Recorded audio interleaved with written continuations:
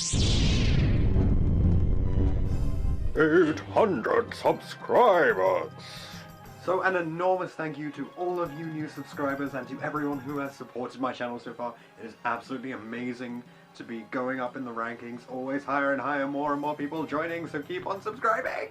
I felt that it was necessary to put on an extra coat, but I did not feel that it was necessary to shave in order to bring you this message. Enjoy the video!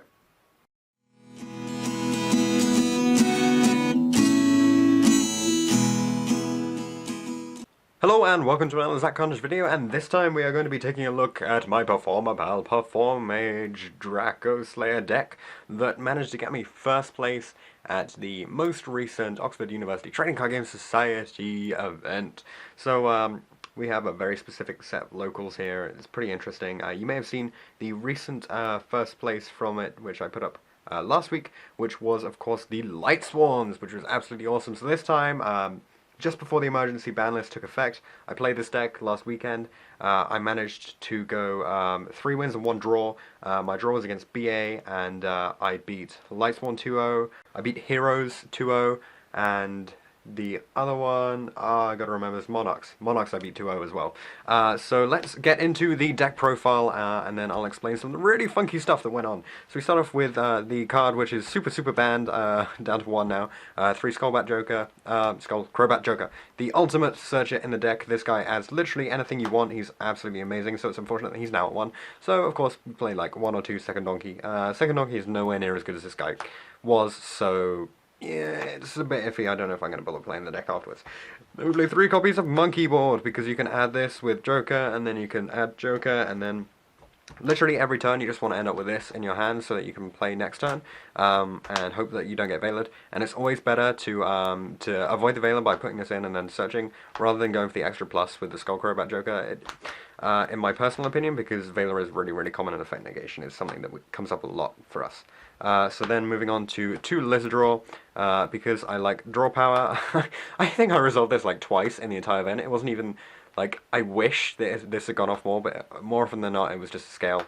And then for the additional draw power we had a Gee Turtle, and I think I resolved this twice as well.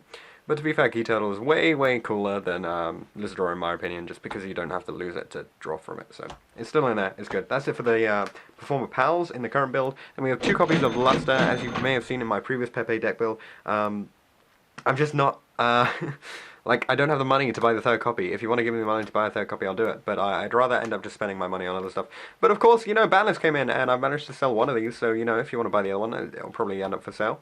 Then to carry on the engine, we have 2 copies of Vector Pendulum, because Draco Face-Off is too good. So we have to play this guy. And then we play 1 Master. I don't even know why I bothered with the Master, to be fair. Because I can shuffle this, like, I guess I can shuffle this back in with Digusto, and then I have a 3rd one anyway, so I don't have to bother with shuffling this in. And this resolved once nicely, so that's why I play it, basically. I just like the Slayers more than the Overlords. Call me wrong or whatever. 3 copies of Plush Fire, Ban Central. Yep, this guy was absolutely fantastic. I don't think it resolved his effect much, but loads of people were like, oh god, I can't get rid of this thing. And to be fair, he had a really tough time. I had a really tough time getting past Dark Law with this guy, so I had to pull out a few tricks. Mirror Conductor, amazing card. Oh my god, this guy, this guy was stupid, because you could use it to, like, I switched the attack and defense over a Fleasier at one point and just attacked over it with something, so it was absolutely fantastic to be able to do that with this guy. So that was awesome. Carrying on the Performages, of course, the Damage Juggler, because this card's totally legal, right? And then 1 Trick Clown and 1 Hat Tricker. This is way better than this. Like, I hate Trick Clown at the moment, because I can't afford to lose life points in the game that I play. I always end up spending way too many life points. And Hat Tricker is, like, just some free summons. Like, this card is still good, and if you want to play a Nat Beast control deck, you're going to have to bump this up to 3 now, because bye-bye Damage Juggler, so no searching. But yeah, that was why I played it. I played it for Nat Beast control, and I never made Nat Beast. However, that card was actually amazing, and I think this got me into a Trishula once, which is fantastic. So yeah, you're going to see Trishula. Then we play 2 Guiding Ariadne, never resolved it. I don't think I ever drew this in a legit tournament game. I drew it in a friendly game, and it wasn't even good then. So yeah, that's it. Then one X-Saber Palumuro. This is my absolute favorite monster card. We have 24 monsters in this deck, and this is my favorite because this allowed me to make Trishula, which is stupid. So yeah, it's a searchable way into Trish.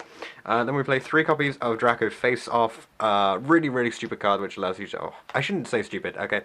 Yu-Gi-Oh! Has a very fast-paced game, and players will often say stupid or broken when they're referring to something that is just really, really good. So Draco Face Off is great. I am a crap Yu-Gi-Oh! Player, and I can still resolve this, so yeah. Basically, it's a card that requires no skill. Which lets you immediately +1, if not 2, depending on how you're playing. Then 3 copies of Wavering Eyes, because this is the funniest thing. If you go up against a Twin Twister and then you play this, and then a Twin Twister has been wasted, and you get your search and you deal 500 damage. Some people say that Wavering Eyes is a neg 1. To be fair, sometimes it is, but I tend to resolve it in really, really good situations, and I'm pretty sure I resolved it on a Plush Fire. Yeah, I think Plush Fire never resolved from field, but I definitely resolved from Pendulum Zone several times, so this was fantastic for that. Then one Instant Fusion. I like Instant Fusion. Like, Norden is a fantastic card, and the 1 card Xyz is really key. This is obviously going to go up to 2, if not 3, in the new version of the deck. Then for the trap lineup, yeah, I only play 7 spells in the entire deck, and guess what? I'm playing 7 traps. It's very trap heavy. And it's not even enough counter traps to make Ariadne good, so call me a bad player. 1 bottomless trap hole because it's my favourite thing to use with Rafflesia. I have no other trap holes in this deck, which is silly. I should probably play like a Treacherous or something, but Treacherous with this trap line is bad. So maybe Time Space, but I don't have money for Time Space. So this card's good, and it's cheap. TT, because it's the next best thing after bottomless. Vanities is freaking hilarious. But this was just amazing where you sit on one like really crap monster and then they just can't get past it. It's still a great card. Sure, it locks your deck out, but if you lock your deck out for more pluses than they can handle, then it's awesome. That's it for the regular trap lineup. Then of course we have 4 counter traps to go on. So we have the obligatory Solemn Warning and Grand Horn of Heaven because I am a scrub and cannot afford Summer Strike. Too much money for me here. And then guess what? I am playing 2 traps which probably you have not seen ever. Ultimate Providence. I guess some of you will have seen this in Bosch. It's probably like one of the cheapest secrets that you can get out of the set. And it's still great because with Ariadne up, it's a free negation of literally anything. Anything. And why would you not want that? It's a searchable negation of anything with Ariadne up. Like, I love this card. This is great. And then, because I am a deck scrub, Forced Back, because you can negate normal summons. Yes, that's right, Monarchs. I don't care. Like, make all the setup you want and get all the pluses you want with your Pantheism or whatever. I'm just going to negate your big summon, and then I don't have to worry about being locked out of my extra deck. This card is good. Of course, Pulling the Rug is probably better because literally everything in their deck goes off when it's summoned. Same as it was back in Talonite format, Pulling the Rug better than Force Back. But guess what, guys? Force Back is way cheaper, so I can afford it. Anyway, that's it for the main deck lineup. Next we're going to go on to the extra deck, and you will see some rather questionable things in here. So we start off with my favourite card of the extra deck was, of course, King of the Feral Imps, because this allows me to search my Palomuru, which is my favourite card in the main deck. So, like, obviously these two are going to go together. Magister Paladin was fantastic throughout the event. Being able to search the Skullcrobat Joker for the next turn is just absolutely amazing. This is easily the best turn play setup that you can have in the deck. Dweller came out once to combat the BA player, and actually worked really, really well, because, I lost game 1 because he made an Acid Golem and a Skill Drain, and I had no main decked outs to it, as you have seen already. So the Dweller came in really good in the second game when I had my Twin Twisters in and stuff, so that was why it was good. Rafflesia was fairly good. I think this card is still better than putting in the money for the Infinity, even though Infinity's gone down. Back in the day when Ptolemaeus was legal, which is like 3 days ago or something, this would have been better, but now it's way better because you can actually play it. Castell didn't make it once, 101, I made it once throughout the entire event. Cowboy, I made Cowboy for game, and that was fantastic. Trapeze Magician was my out to Darklaw because I could summon it and attack over it. And I'll explain the Darklaw situation in a little bit. Ragnazera, I wish I could have made this at some point, but it was never good, and a Daigusto because you can plus with it, but again, I never made it. So that's it for the Xyz lineup. Then the 2 fusions I play, One Dynastar. The problem with this is you often make Xyz boards, and then this is only protecting your scales, so it's not that good. But they still have to out it, and it's pretty much always just a defense blocker thing. Norden didn't come out once. I wish it had, but it didn't. So I never saw an instant fusion at a good time, and I often took out instant fusions because I was going into time in the end. So that's it for the fusions. Then for the synchros, nabbed, didn't make it, wish I had. Stardust I made once, and it was completely pointless because it was against a Lightsworn player, where we both got to a really degenerate game state in game 2, where he kept milling all of his like traps and stuff and just never drew into any good cards, and I kept blowing up the field with like Raigeki and Dracopals and stuff that I sided in, so this was great.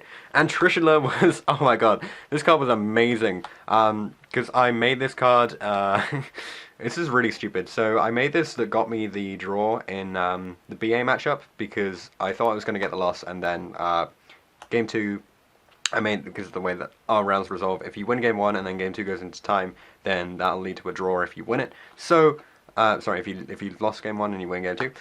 So I made the Trishula, and no one was expecting it because I got hit by the Mischief of the Gnomes, I think, the thing that drops your levels down. So I ended up with like a level 5 monkey board on the field, and a level 3 hat tricker, and then some of the Palamuru, and the Palamuru can't go below level 1, so goes to a 1, and then a 1, 3, and 5 is your 9. So that is how you make Trishula, guys. I mean, normally it would be 4, 4, and 1 with the Palamuru, but that was just absolutely amazing. No one was expecting that, and that just won me the match straight off. It was fantastic. No one was expecting it. By that point, we were so far into time that everyone was watching. I was like, oh guys, don't look at me, but I still made it, so it was good. But moving on to the side deck, because now you've seen everything in the main deck. 2 Denko Seko, because I hate traps. Didn't see this once. Oh, sorry, no. I did see it once, but that was after I set a Grand Horn, and I had no point at which I could resolve it because no inherent summons were going on. So normally it's amazing, but unfortunately at the event I didn't get to play it. 1 Fog King. I did not see this during the Monarch match, so it was a bit of a shame. 1 Gamma Seal. I only saw this at a stupid point, which was when I tributed a Dark Lord, which I could have got over anyway. 1 Side Blocker, which I never actually used, because there were always other things which I could use to out. I was hoping that I'd see some rogue deck and I would have to play this, and then it would be like, oh, I can just call Psyframe Driver or whatever, and then he wouldn't be able to play it, which would be great, but no, it didn't happen. 2 Twin Twisters, one of my favourite cards in the extra deck. I brought this in a lot because people were siding in anti-spells, and I knew they were siding in Twin Twisters themselves, and then there was always stuff that these were good against. Plus, you know, break the Monarch lock as well. 1 Pendulum, Impenetrable. This card is now good.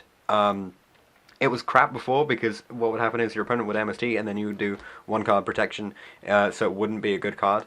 Whereas before, now that Twin Twisters is actually a card, they're going to have to discard and play this, so they're using 2 for your 1, so they instantly go neg 1 when you play this, which actually makes this a good card now. For the rest of the spells, we have 1 Dark Hole and 1 Raigeki, because board clearing is absolutely key. The Raigeki won me the Monarch matchup because he had the lockup, and I was just like, nope, and no protection because March wasn't up. So this card is actually really, really good in the current game for PePe, or for Dracopals as we're now called, seeing as the Perform Mages are now gone. Chalice is because you need to out Monarchs, although I really think I would rather play Effect Veiler. A lot of people saying Chalice is better because you can play it in your turn. And it outs the good thing with this is that it outs Majesty's Fiend and Vanity's Fiend, but often they won't get that playoff unless they're doing their Edia combo, and I would rather make them lose the Edia combo than anything else. So yeah, plus it really sucks to draw into this if, say, you're playing Maxi or something. I know that's not actually in this deck, but if I were playing Maxi, which I probably will be in the new format, I would hate drawing into this. Then 2 Necro Valley. Call me crazy, but I know like a bunch of people at our event play EM Turtle, so this is like just very simple. Cards in either player's graveyard cannot be removed from play. Okay, you can't turtle me. Plus, you know, like, Infernoids is still a deck. There are a lot of things which still banish from the graveyard. This hurts Monarchs as well. Plus Plus it's up instantly, so your opponent can't Prime Monarch. That's why this is really good. It stops everything that would stop you attacking. So it stops Prime Monarch, it stops EM Turtle. Even if people are staying, like, playing Necro Gardener and stuff, that's what makes this great. So keep playing your Necro Valleys, guys. Then the Imperial Iron Wall. I think there was one situation when I would rather have had Imperial Iron Wall than Necro Valley, and it was just that my opponent was playing a Void Ogre, Destiny Hero deck, and this, like, I would rather have this because this is the out Dark Law, whereas Necro Valley doesn't out it because its stuff goes to the banish instead of going to the grave and then get banished, so that's what made this slightly better. So that's it for the deck profile, you guys. If you want to hang around for just, like, I don't know, a minute or so, I'm just going to explain something really awesome which I did. So basically, my opponent had set up a board with Cyberm Lord, Omega, a Rafflesia, and a Dark Law, and it was horrible because I sat there for quite a while trying to work out how the hell I was going to get past this. And to be fair, it was very lucky and a strange combination of what happened. So I ended up pendulum summoning 2, having already special summoned and normal summoned once, so I had 2 monsters on board plus 2 which I special summoned with the pendulum. So the Rafflesia bottomlesses the 2 pendulum summons and gets rid of them, so I instantly lose 2 to a Rafflesia, which is sad, but I knew that was happening and I needed to bait out the Rafflesia. And then I was able to Xyz up, make the I just said it a minute ago, Trapeze Magician, and the Trapeze Magician attacked through the Dark Law, so then I didn't have to worry about that anymore. And with its effect, I popped the Omega because he didn't banish the Omega. So I managed to get rid of 2 monsters pretty much instantly with the Trapeze Magician, which is the only reason why I stayed in the game. Then after that, the Rafflesia had no way of getting past the Trapeze, and my opponent had already used up, like, their entire hand to make this board. To be fair, if he'd made a Void Ogre, I think I would not have had any outs to it. That probably would have been it for me. I would have scooped and gone on to the next game. But yeah, it was just a pretty interesting situation. So, you know, everyone can learn from that. And as always, thanks for watching this video. If you have any comments or suggestions that you would like to make, feel free to leave those in the comment section down below. I know, it's not PePe anymore. We can't play PePe anymore. We have to play Dracopals, so obviously the deck list will change. But I just thought you guys might be interested in the most recent event. And if you have any comments or suggestions, you know what to do. As always, thanks for watching and subscribe. And oh my god, I reached 800 subscribers, so thank you everyone. You are awesome. I'll see you guys later.